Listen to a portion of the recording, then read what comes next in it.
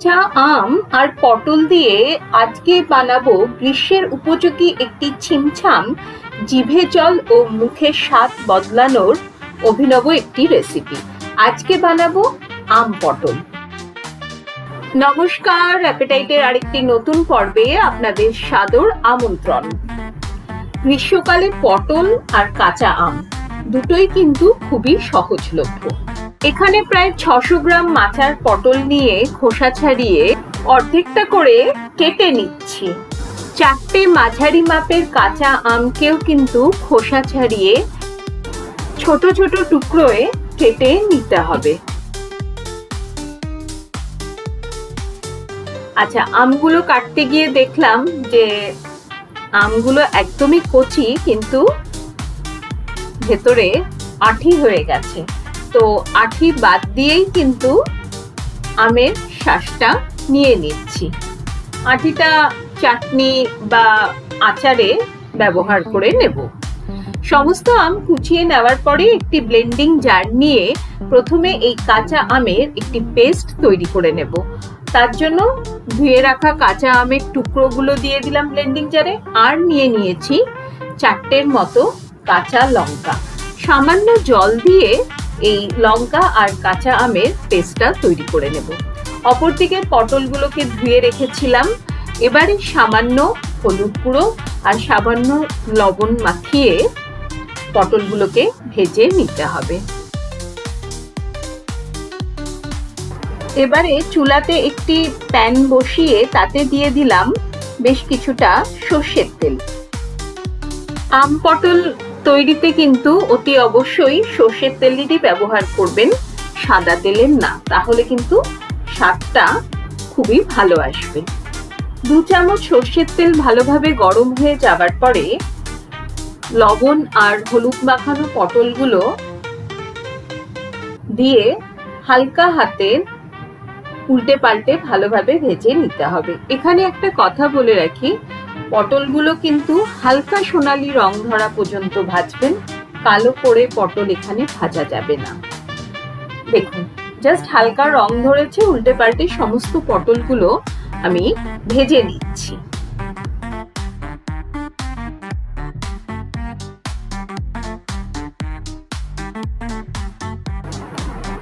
প্যানে আরো 1 চামচ সর্ষের তেল দিয়ে তেল গরম হয়ে আসলে দিয়ে দিলাম হাফ চামচের মতো কালো জিরে, আর দিয়ে দেব একটি গোটা শুকনো লঙ্কা। 20-22 সেকেন্ডের মতো ফোড়নটা ভালোভাবে ভেজে নেওয়ার পরে যখন ফোড়ন থেকে সুন্দর একটা গন্ধ ছাড়তে শুরু করবে, তখন দিয়ে দিলাম প্যানে 3টে চেরা কাঁচা লঙ্কা আর তৈরি করে রাখা কাঁচা আমের পেস্টটা। আচ্ছা, আম পটল রান্নাটি কিন্তু একটু টক ঝাল মিষ্টি তৈরি হবে। লঙ্কার পরিমাপ কম বেশি করা যাবে, আপনারা যেরকম ঝাল পছন্দ করেন। গ্যাসের ফ্লেম লো টু মিডিয়ামে রেখে এবারে ফোড়নের সঙ্গে খুব ভালোভাবে কাঁচা আমের পেস্টটাকে নাড়িয়ে চাড়িয়ে একটু মজিয়ে নিতে হবে। এবারে দিয়ে দেব সামান্য একটুখানি হলুদ গুঁড়ো আর স্বাদ অনুসারে লবণ। খুবই সামান্য মশলাতে কিন্তু দারুণ স্বাদের, একদম জিভে জল আনা এই সম্পূর্ণ নিরামিষ আম পটল তৈরি হয়ে যাবে। হলুদ লবণটা ভালোভাবে মিশিয়ে মিনিট 2 থেকে 3 একটু আমটার সঙ্গে মজিয়ে নিতে হবে। এই সময় কিন্তু আপনি দেখবেন আমটা মজাতে মজাতে দারুণ সুন্দর একটা টক মিষ্টি গন্ধ ছাড়ছে আমের। দিয়ে দিলাম সামান্য একটুখানি ওই হাফ চামচের মতো লাল কাশ্মীরি লঙ্কা গুঁড়ো। এটা অপশনাল, ইচ্ছে হলে দেবেন, না হলে স্কিপও করতে পারেন। আম যখন ভালোভাবে মজে আসবে তখন মিশিয়ে দিলাম প্রায় 1 ছোট কাপ ঈষদুষ্ণ জল। মশলার সঙ্গে জলটা ভালোভাবে মিশিয়ে গ্যাসের ফ্লেম লো টু মিডিয়ামে করে এবারে ভেজে রাখা পটলগুলো প্যানে দিয়ে দেব। প্যানটাকে ঢেকে এবারে গ্রেভির সঙ্গে মিনিট 3 ফুটিয়ে নিতে হবে। পটলগুলো যেহেতু বেশ কচি ছিল, এর বেশি মনে হয় না সময় লাগবে এটা তৈরি হতে। দেখুন অলরেডি জলটা অনেকটাই শুকিয়ে গিয়ে গ্রেভিটাও গামাখো হয়ে এসেছে।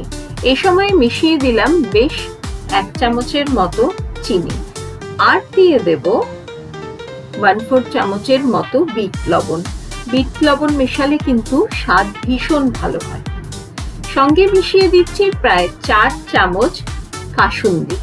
এখানে আমি কাসুন্দির ব্যবহার করেছি, আপনি চাইলে সর্ষে বাটাও ব্যবহার করতে পারেন। গ্রীষ্মের দুপুরে ধোঁয়া ওঠা গরম ভাতের সঙ্গে দারুণ সুস্বাদু জিভে জল আনা এই আম পটল, কি যে স্বাদ, না বানিয়ে খেলে আপনি কিন্তু বুঝতেই পারবেন না। তাই অনুরোধ রইল, একবার বানিয়ে অন্তত আমাকে কমেন্ট করে জানাবেন। সমস্ত কিছু মিশিয়ে দিয়ে আরো 3টে কাঁচা পাকা লঙ্কা উপর থেকে ছড়িয়ে দিলাম, আর দিয়ে দিলাম বেশ কিছুটা কাঁচা সর্ষের তেল। তাহলেই কিন্তু তৈরি আমাদের দারুণ স্বাদের টকঝাল মিষ্টি আম পটল। একই রকমের পটলের তরকারি না খেয়ে মুখের স্বাদ বদলের জন্য কিন্তু এইভাবে আম পটল বানিয়ে দেখতে পারেন।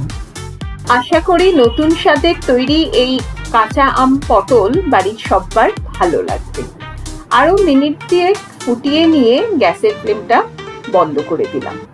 আজকের উপস্থাপনা যদি আপনাদের ভালো লেগে থাকে তাহলে একটি লাইক দিয়ে অনেক অনেক শেয়ার করবেন। যারা আমার চ্যানেলটি নতুন ভিউ করছেন তাদেরকে রিকোয়েস্ট করব চ্যানেলটি সাবস্ক্রাইব করে আমার পাশে থাকার, যাতে যখনই আমি নতুন কোনো রান্নার ভিডিও আপলোড করব আপনাদের কাছে নোটিফিকেশন পৌঁছে যাবে। আর অনুরোধ রইল অ্যাপেটাইটেড ফেসবুক পেজটিকে ফলো করার। আজ তাহলে এ পর্যন্তই।